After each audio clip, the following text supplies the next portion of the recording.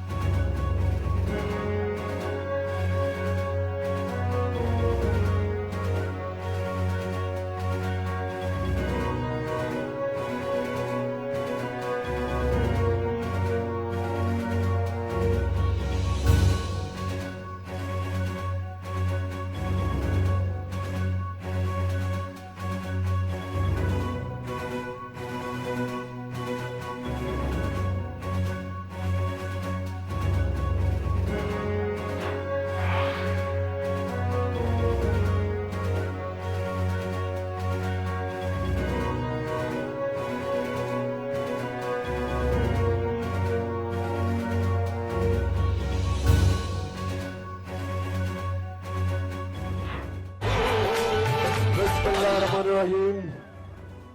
İyyâke na'budu ve iyyâke nestaîn. Kohat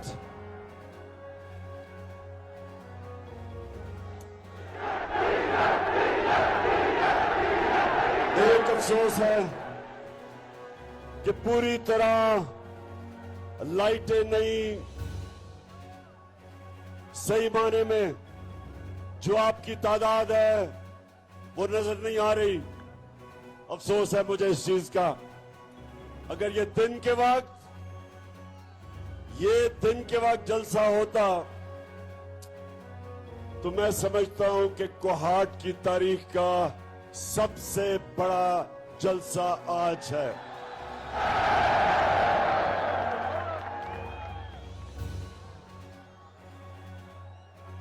मेरे कोहाट के बाशऊर नौजवानों जो सब मुझे सामने नजर आ रहे हैं,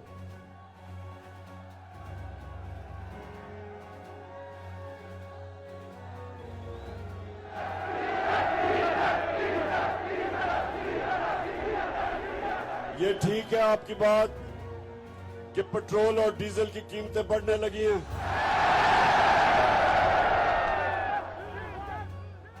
ये इंपोर्टेड हुकूमत खौफजदा है क्योंकि इनको हुक्म मिला है, जिधर से ये इंपोर्ट हुए उधर से हुक्म मिला है कि पेट्रोल और फजलुर रहमान की कीमत बढ़ाई जाए, लेकिन डरे हुए हैं। ये इंपोर्टेड हुकूमत इसको इस वक्त इसके ऊपर खौफ तारी किया गया है और वो खौफ क्या है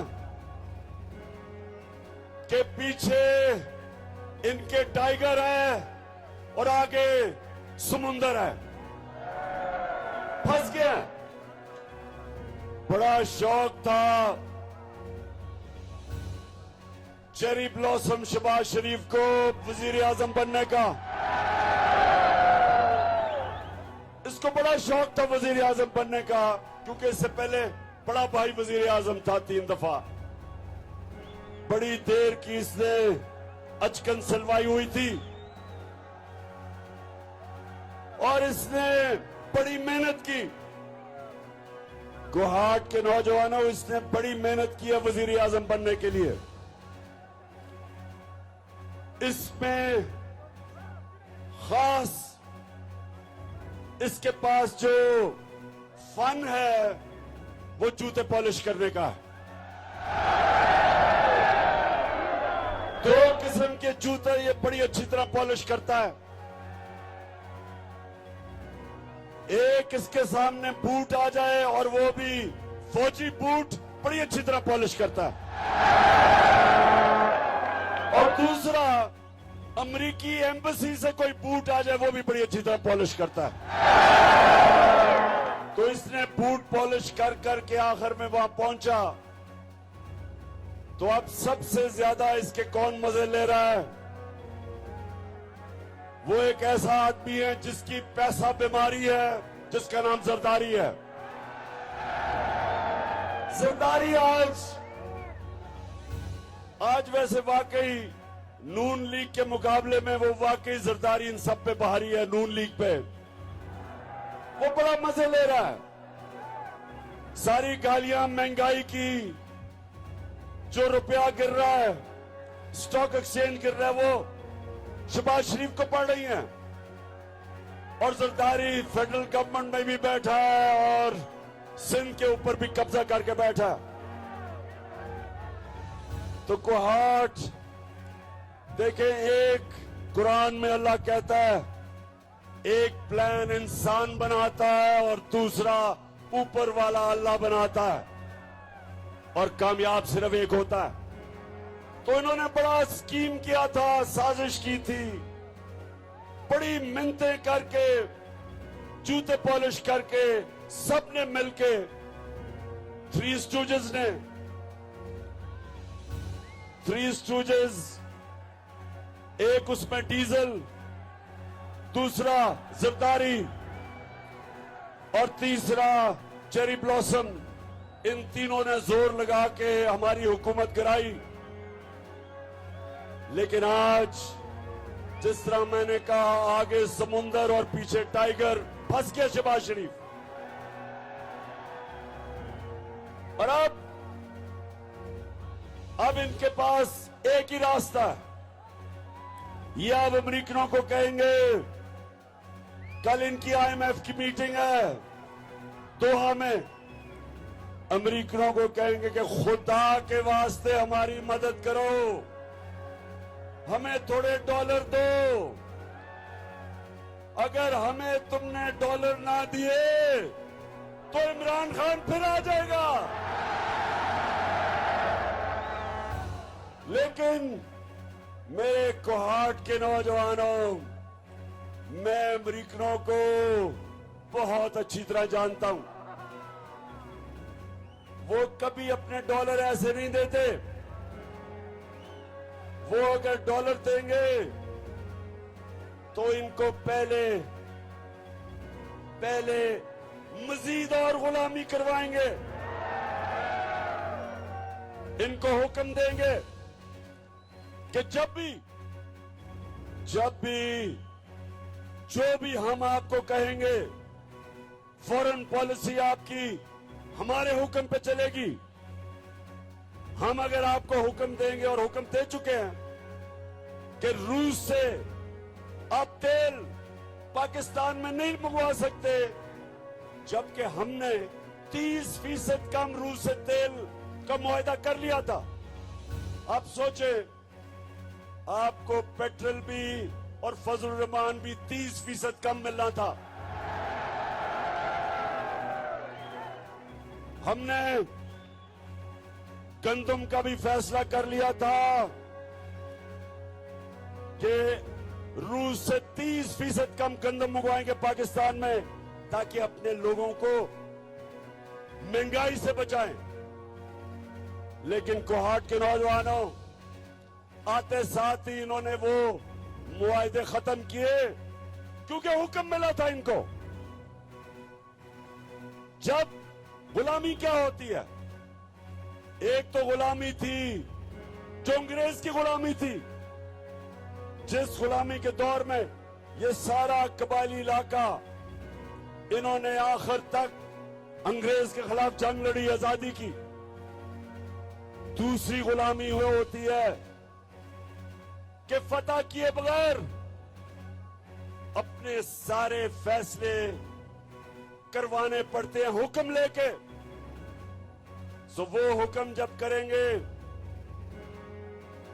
सुन लो, आगे जैसे जैसे ये उनसे जो अब पैसे मांगेंगे इमरान खान को डरा के उनको कि इमरान खान आ जाएगा, तो वो गुलामी की जंजीरें इनके गले में डालेंगे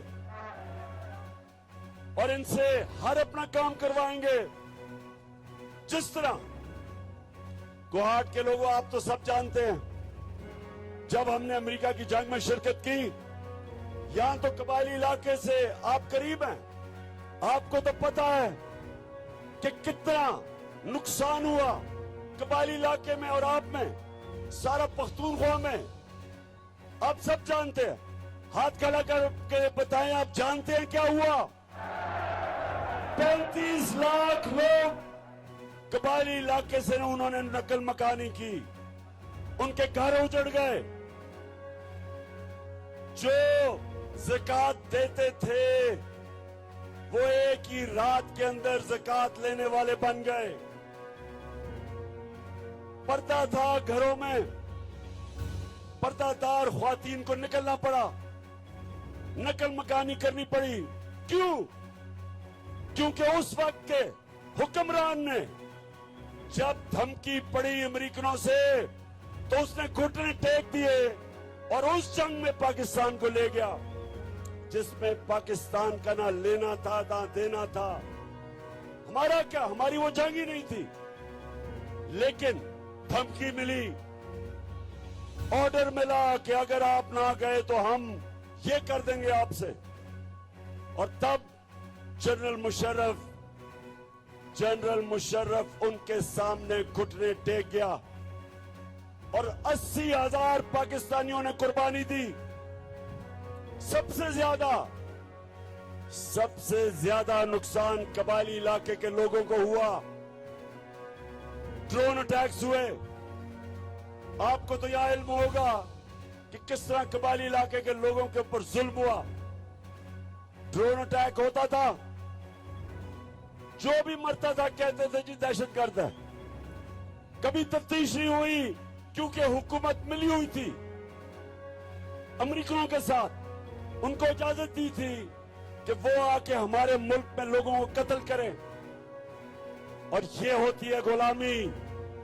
नौजवानों, ये होती है गुलामी जिसके खिलाफ मैं आज आपके पास आया हूं कि आपने मेरे साथ मिलके हकीकी आजादी की जंग लड़नी है। आप तैयार हैं इस्लामाबाद के लिए? मैं तो अभी मोटरवे से आया हूं, माशाल्लाह सड़क भी अच्छी हो गई है, जल्दी पहुंच जाएंगे आप वहां। तैयार हो? ऊपर से अल्लाह ने मौसम भी ठीक कर दिया है। जो लोग कहते थे बहुत गर्मी है, ऊपर वाले ने हमारे लिए, वैसे भी नौजवानों को तो वैसे भी गर्मी नहीं लगती। मैं तो वैसे भी 21 साल गर्मी में खेलता रहा, मुझे तो गर्मी नहीं लगती। और अगर मुझे गर्मी नहीं लगती तो कोहाट के नौजवानों को भी नहीं लगती। सो हमने वो करना है।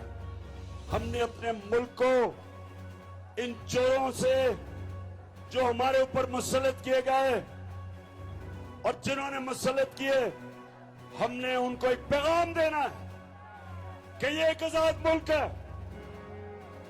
आजाद मुल्क का मतलब, आजाद मुल्क का मतलब जो,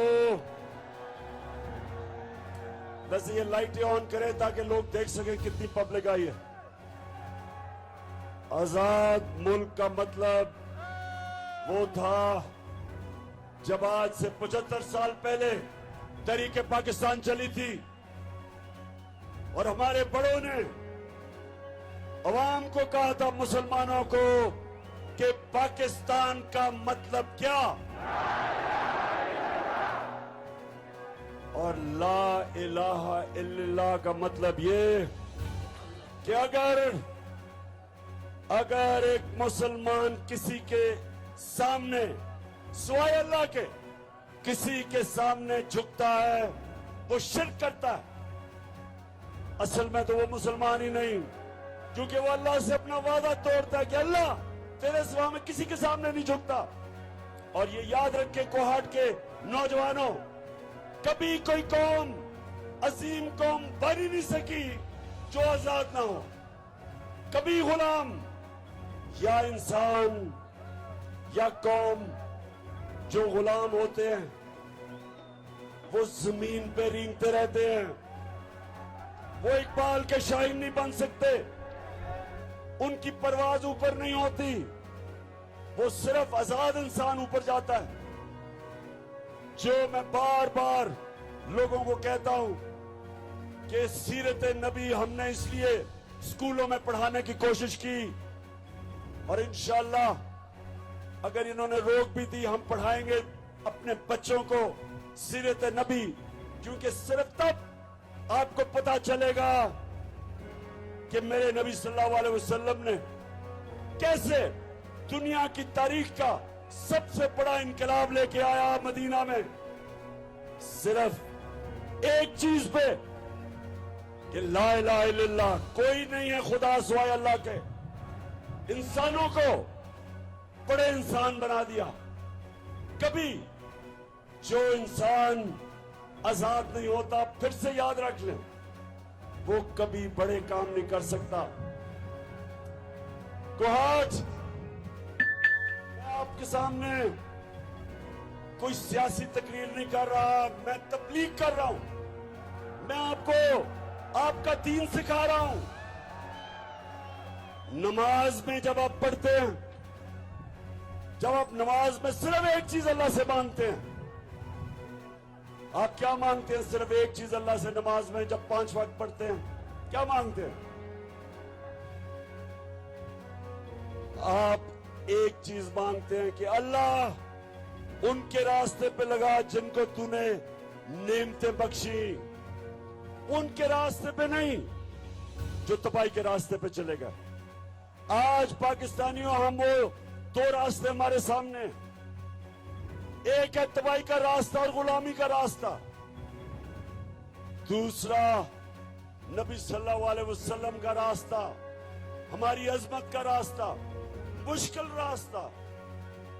हमारे नबी का रास्ता आसान नहीं था, मुश्किल रास्ता था, लेकिन वो इंसान की और कौम की अजमत का रास्ता था।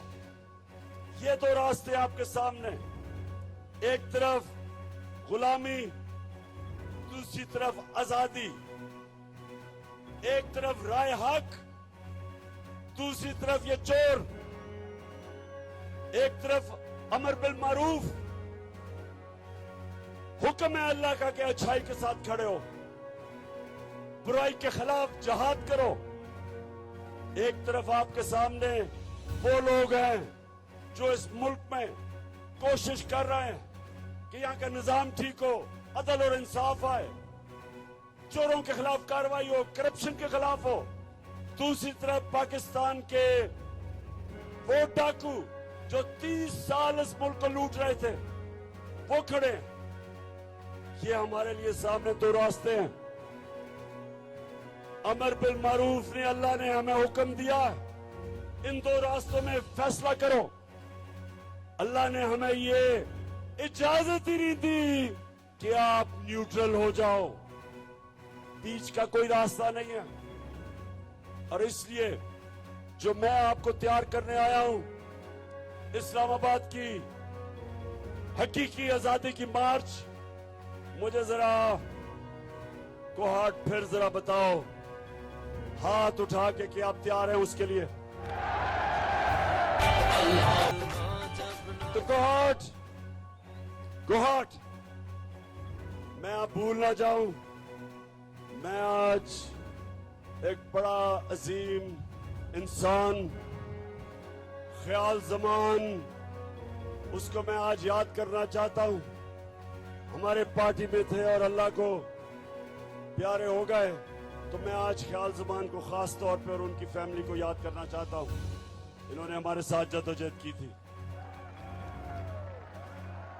तो कोहाट, आज जो आपके सामने हुकूमत है, चेरी ब्लॉसम की, बूट पॉलिश,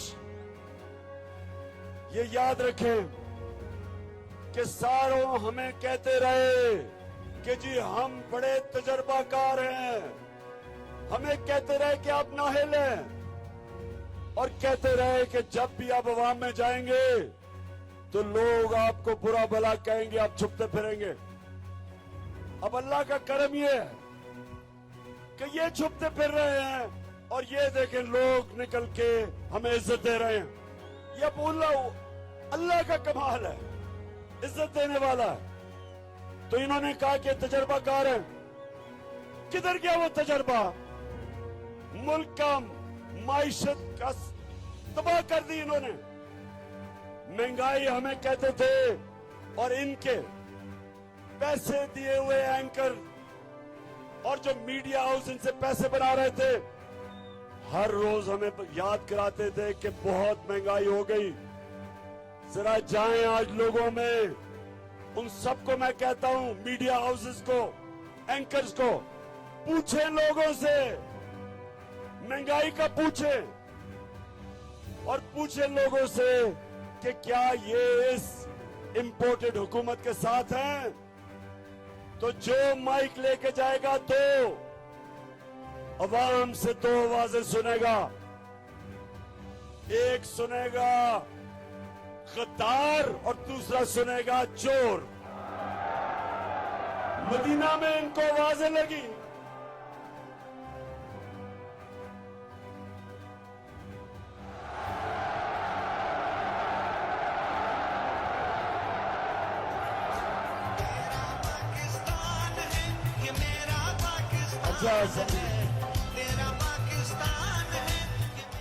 अच्छा मैं समझ गया, आप कह रहे हैं तीन आवाजें लगेंगी, एक चोर, एक गद्दार और एक डीजल।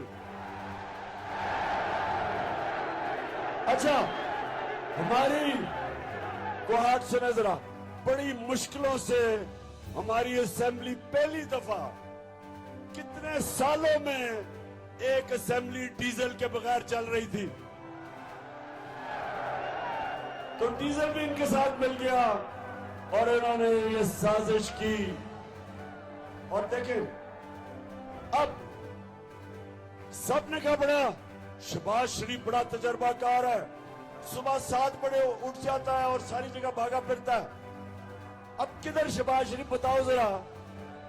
हमने आपका जो बैंकरप्ट दिया, पाकिस्तान दिवालिया निकाल के हमें दिया, हमें फख्र है कि हमने हर मुश्किल वक्त से निकाला। हमने उसको कोरोना के दौर में निकाला।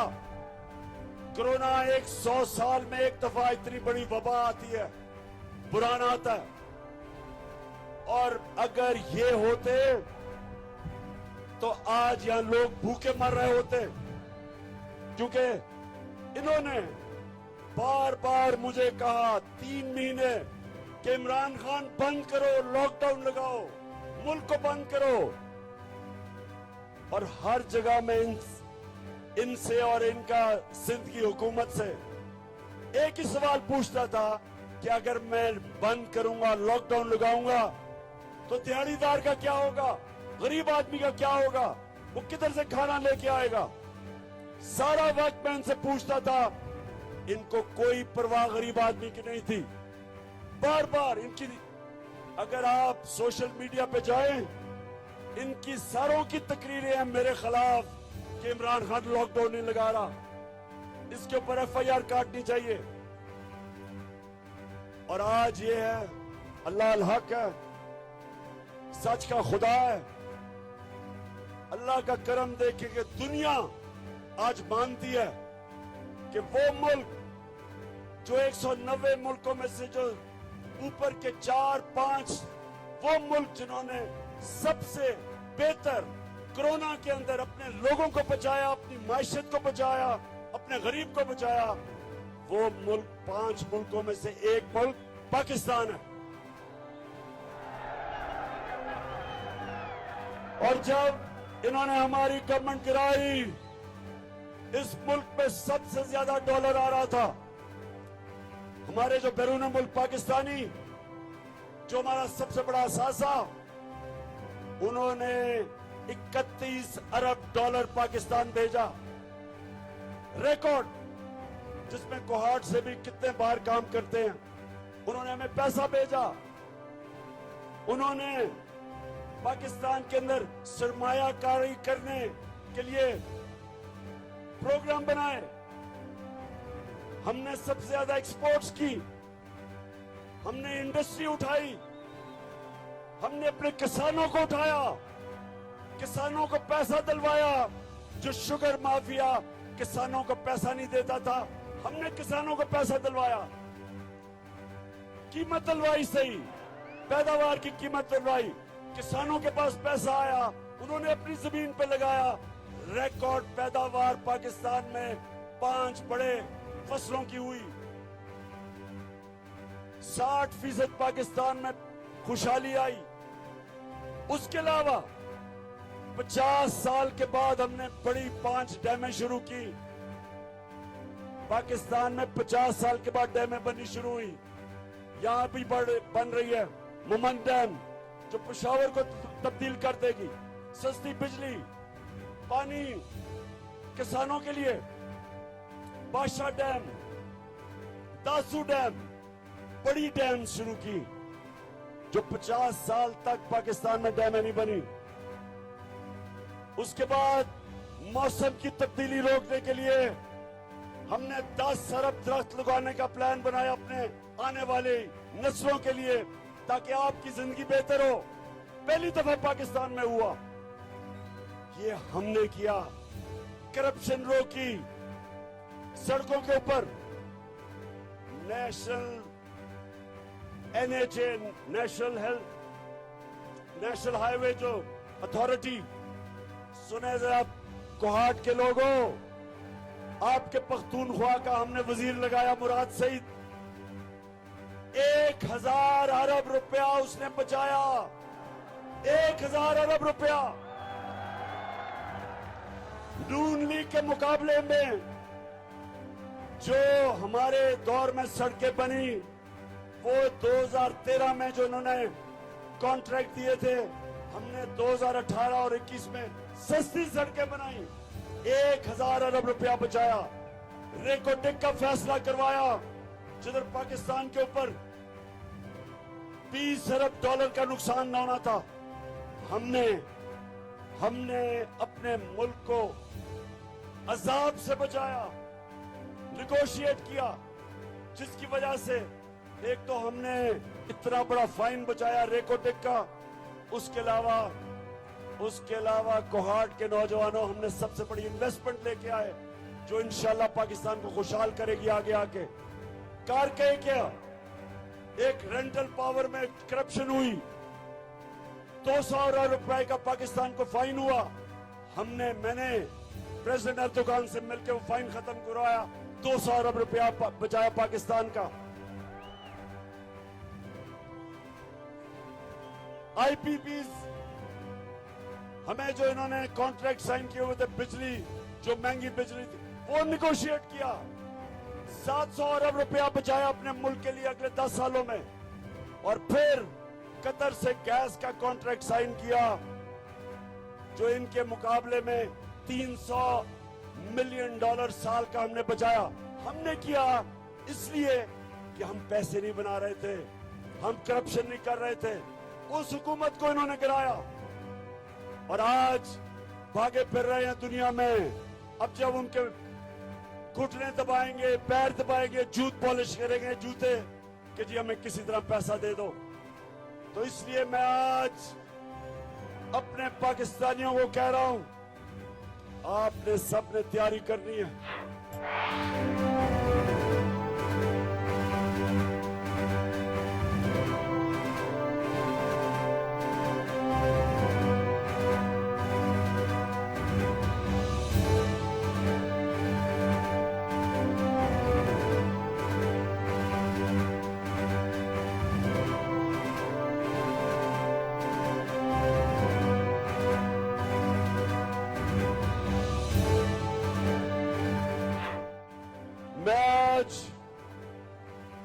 सुप्रीम कोर्ट का जो फैसला हुआ है नोटों के खिलाफ,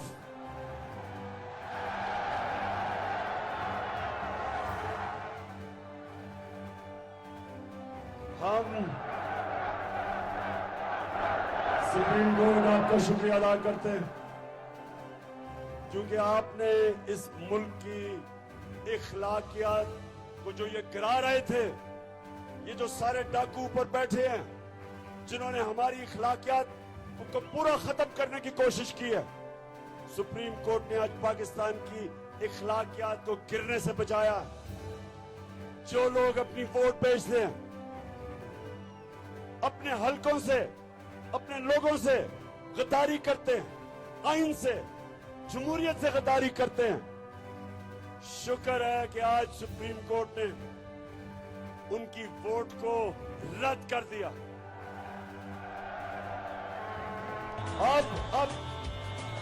अब हमजा शरीफ, तुमने भी बड़ी देर की अचकन सलवाई हुई थी।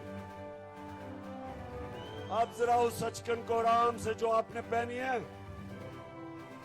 उस अचकन को भी रखो। और अब मुझे पूरा पता है कि इंशाल्लाह पंजाब में मुर्गी की कीमतें भी नीचे आ जाएंगी।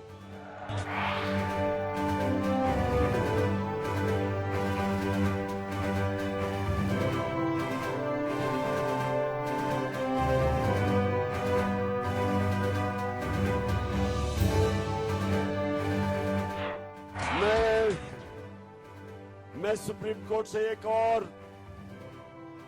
बड़ी आजिज़ी से रिक्वेस्ट करूंगा कि शरीफ खानदान के केसेस करप्शन के आप सुने, क्योंकि एफआईए को उन्होंने तबाह कर दिया। एक officer doctor Rizwan heart attack से मरा, इसमें भी तफ्तीश होनी चाहिए। और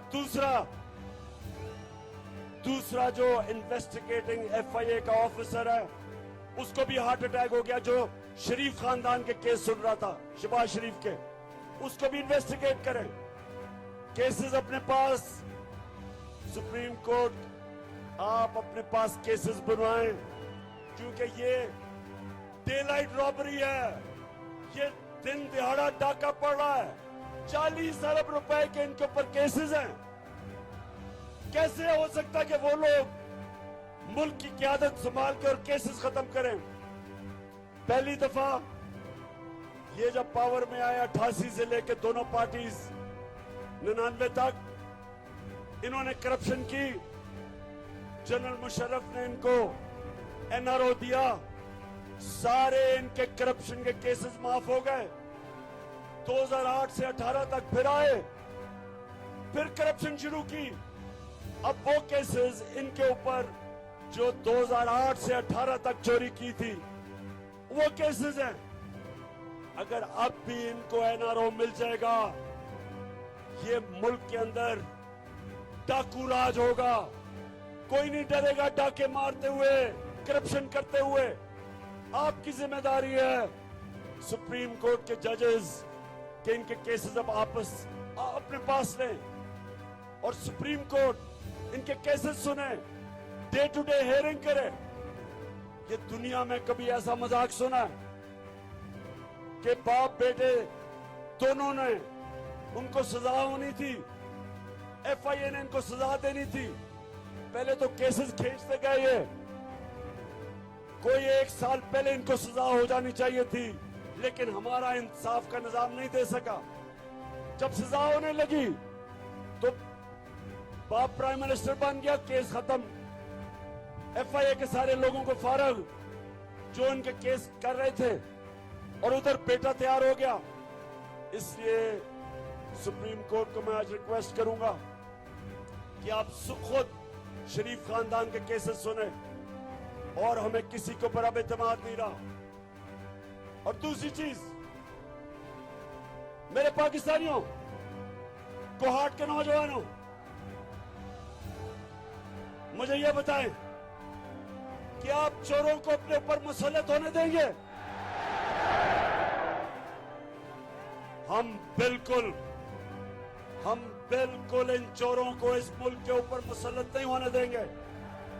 हम सिर्फ एक चीज चाहते हैं, इलेक्शन। इलेक्शन करवाओ, पाकिस्तान के लोगों को फैसला करने दो कि कौन इस मुल्क की क़यादत करेगा। हम कोई अमेरिका से इंपोर्टेड हुकूमत को नहीं मानते। इसलिए मैं आज आपके पास आया इसलिए आया हूं आप सबको तैयार करने के लिए कि इस्लामाबाद आप सबने पहुंचना है। 20 तारीख के बाद मैं आपको डेट दूंगा, इसी महीने की। दिन इसी महीने होगा। कौन सा दिन होगा वो आपका कप्तान बड़ा सोच समझ के प्लान कर रहा है।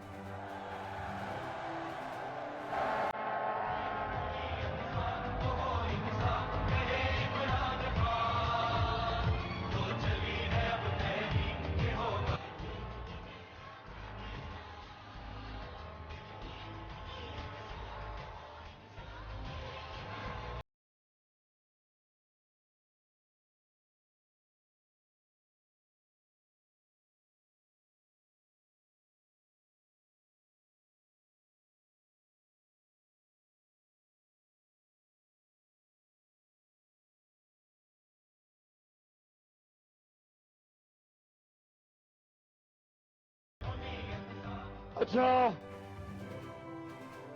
कोहाट के नौजवानों और जो भी पाकिस्तान में ये देख रहे हैं, मैं चाहता हूं सारे पाकिस्तान के नौजवान आज मेरे से एक चीज वादा करें कि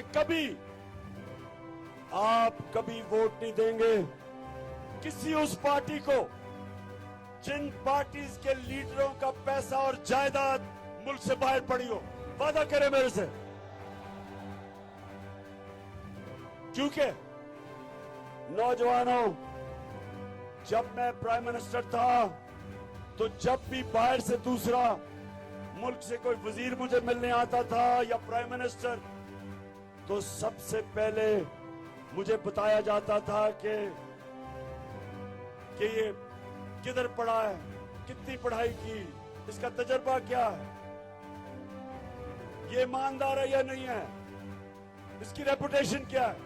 एक एक चीज उसकी पहले मुझे बताई जाती थी मेरे मिलने से पहले। तो जब आसिफ जरदारी बाहर जाता था तो वो सारे कहते थे कि देख के इसे हाथ मिलाना आपकी उंगलियां चोरी कर लेगा। नवाज शरीफ और आसिफ जरदारी बाहर जाते थे, उनके सारे मगरिब के लीडर्स को पता होता था कि इनके पैसे किधर पड़े हैं, इन्होंने कितनी करप्शन की, सब पता होता था उनको। तो कभी ये उनके सामने आंखों में आंखें डालकर बात नहीं कर सकते, ये कभी एब्सोल्युटली नॉट नहीं कह सकते।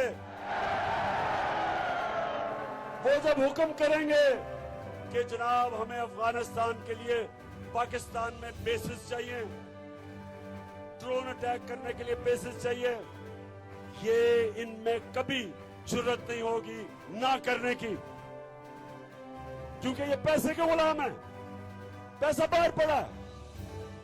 तो इसलिए एक तो आपने ये मेरे से वादा करना है कि आपने कभी जिस पार्टी के भी सरबराह के पैसे बाहर पड़े हो, आपने उस पार्टी को वोट नहीं देना। दूसरा, नौजवानों ज़हन में अपने डाल लें कि कभी आपने गुलामी कबूल नहीं करनी।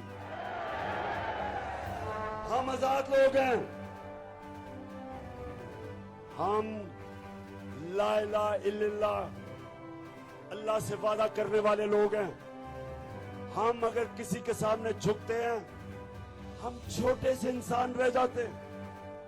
इंसान वो तकड़ा होता है जो अपने पैर पे खड़ा होता है। जो इंसान वसाखियां लेके फिरता है उसकी टांगें कमजोर हो जाती हैं। और इसीलिए जब ये जाते हैं बाहर तो इनकी कांपें टांगती हैं, क्योंकि कमजोर लोग हैं। इसलिए नौजवानों, मैं आप सबसे वादा लेना चाहता हूं कि हम आजाद लोग हैं, कुर्बानियां दे के पाकिस्तान बना था, लाखों लोगों ने कुर्बानियां दी थी। हमारा लीडर कायदे आजम गुलाम हिंदुस्तान में एक आजाद इंसान था। हम वादा करते हैं, मेरी कौम, हम वादा करते हैं कि हम सिवाय अल्लाह की किसी की गुलामी नहीं करेंगे। हम हैं दुनिया की तारीख का सबसे अजीम लीडर, जो ना कभी ऐसा आया है ना कभी आएगा। हमारे नबी सल्लल्लाहु अलैहि वसल्लम वो हमारे लीडर जिनकी हम उम्मत हैं, उन्होंने हमें सिखाया था कि कोई नहीं है खुदा सिवाय अल्लाह के। इसलिए ये बहुत जरूरी है कि आज हम खड़े हों, एक पूरी मेरी कौम खड़ी हो, और जब आप इस्लामाबाद में जाएंगे तो हमेशा के लिए ये जो गुलाम है, पैसे के गुलाम है, हमेशा के लिए इनसे आजाद हो जाएंगे इंशाअल्लाह। मेरे कोहाट के लोगों, मैं आपका इस शानदार जलसे का दिल से आपका शुक्रिया अदा करता हूं। मुझे सिर्फ अफसोस है कि इतना बड़ा स्टेडियम जो भरा हुआ है, आधा स्टेडियम नजर ही नहीं आ रहा क्योंकि लाइटें नहीं है। शेरियार अफरीदी का इंतजाम इतना कमजोर था कि लाइटें नहीं आ रही। आगे से शेरियार अफरीदी किसी और को इसका इंतजाम देना। और ज़ियाउल्लाह बंगश आपको भी मुबारक देता हूं, शेरियार आपको भी, कि आपने आज इतना जबरदस्त जलसा किया लेकिन आधा अंधेरे में है। और मैं फिर से पख्तूनख्वा को एक मुबारक देना चाहता हूं कि लोटे तो सारी जगह से हुए, लेकिन पख्तूनख्वा में सिर्फ एक लोटा निकला। मुबारक हो आपको। अच्छा, वो लोटा कौन है? मैंने इनको कहा था लोटों को, जब ये लोटे हो रहे थे, जब ये अपने ज़मीर के सौदे कर रहे थे, तो मैंने पैगाम दिया, मैंने कहा ना, अपने आप को जलील ना करो। ये सारी जिंदगी लोग आपको याद करेंगे, आपकी सोशल मीडिया पे शक्लें आएंगी, हमेशा आपकी शक्लों के साथ लोटा लिखा जाएगा। आपके बच्चों की जो शादियां होंगी, आपके बेटे की बीवी कहेगी तुम्हारा बाप लोटा था। तो लानत है ऐसे पैसे की, लानत है कि ऐसा पैसा लेके अपने जमीर को बेचो। ये वो पाकिस्तान नहीं रहा, वो छांगे मांगे वाला पाकिस्तान नहीं रहा। क्योंकि एक तरफ पीपल्स पार्टी थी, दूसरी तरफ नून लीग, दोनों लोगों को खरीद रही थी, बेच रही थी। अब आपके सामने तहरीक इंसाफ है। ना हम किसी लोटे को खरीदते हैं और ना हम कभी किसी लोटे को माफ करते हैं। और ये नया पाकिस्तान बन रहा है, इसमें हमने इस मुल्क की अखलाकियात को उठाना है, अमर बिल मारूफ पे चलना है, जो हुक्म है अल्लाह का, अच्छाई के साथ खड़े होना है और बुराई और बदी के खिलाफ जिहाद करना है। कोहाट, पाकिस्तान जिंदाबाद, पाकिस्तान पाइंदाबाद। और फिर से इस शानदार जलसे का आपको खिराज तहसीन भी पेश करता हूं, आपका शुक्रिया अदा भी करता हूं।